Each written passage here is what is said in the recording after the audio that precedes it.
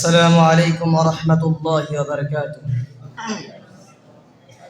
الحمد لله وحده والصلاة والسلام على رسوله وعلى آله وصحبه أجمعين. أما بعد، فأعوذ بالله من الشيطان الرجيم. بسم الله الرحمن الرحيم. يا أيها النبي قل لأزواجك وبناتك ونساء المؤمنين يدنين عليهن من جلابيبهن ذلك أدنى أن يعرفن فلا يؤذين وكان الله غفورا رحيما.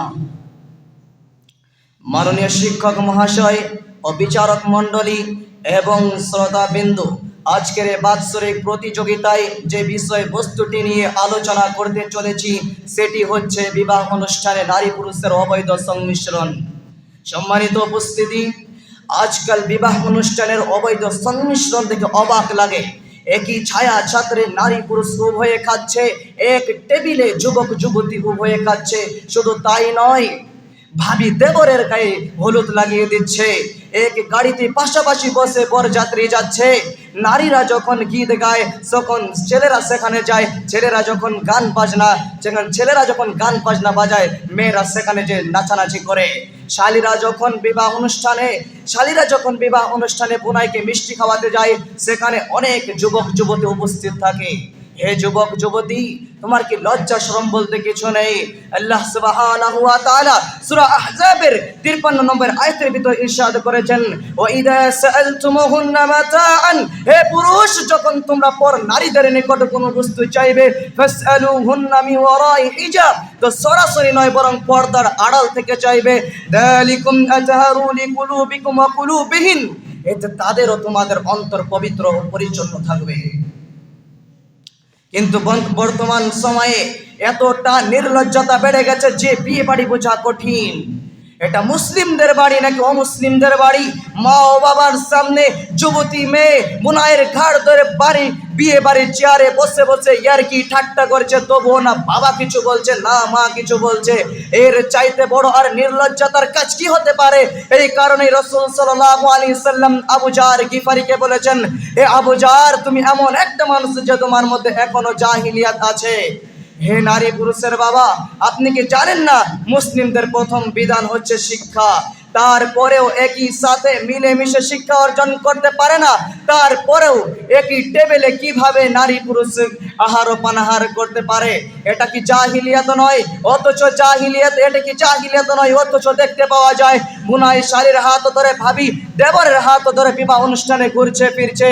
এটা কি জাহিলিয়াত নয়? জাহিলিয়াতের দৃশ্য দেখে রাসূল সাল্লাল্লাহু আলাইহি সাল্লাম বলেছেন, আন উকবাতা ইবনে আমির আন্না রাসূলুল্লাহ সাল্লাল্লাহু আলাইহি সাল্লাম قال إياكم والدخول على النساء فقال رجل من الأنصار يا رسول الله أفرأيت الحمو؟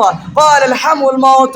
উকবা ইবনে আমির রাদিয়াল্লাহু তাআলা আনহু হতে বর্ণিত নবী করিম সাল্লাল্লাহু আলাইহি সাল্লাম বলেছেন, তোমরা নারীদের সংমিশ্রণ থেকে বেঁচে থাকো। অতঃপর এক আনসারী ব্যক্তি রাসূল সাল্লাল্লাহু আলাইহি সাল্লামকে জিজ্ঞাসা করছেন, ইয়া রাসূলুল্লাহ আফরাইতাল হামওয়া, আপনি দেবর সম্পর্কে কি বলছেন? রাসূল সাল্লাল্লাহু আলাইহি সাল্লাম বলেন, ক্বালাল হামুল মাউত, দেবর হচ্ছে মরণ সমতুল্য, দেবর হচ্ছে মরণের কারণ। দর্শক মণ্ডলী, মুসলমানদের যেটা সবচেয়ে বড় ইবাদত সেটা হচ্ছে সালাত। সেখানেও নিরিবিলিতা ও সতর্কতা অবলম্বন করে পর্দার আড়ালে উভয়ের সালাতের নির্দেশ দেওয়া হয়েছে। আন উম্মে সালমা রাদিয়াল্লাহু আনহা قالت كان رسول الله صلى الله عليه وسلم اذا سلم قام النساء حين يقضي تسليمه ومكث يسيرا قبل ان يقوما। উম্মে সালমা রাদিয়াল্লাহু আনহা বলেছেন, রাসূল সাল্লাল্লাহু আলাইহি সাল্লাম যখন সালাম ফিরতেন তখন আগে মেয়েরা বেরিয়ে যেত, তারপরে পুরুষেরা কিছুক্ষণ অপেক্ষা করত, তারপরে বেরিয়ে যেত।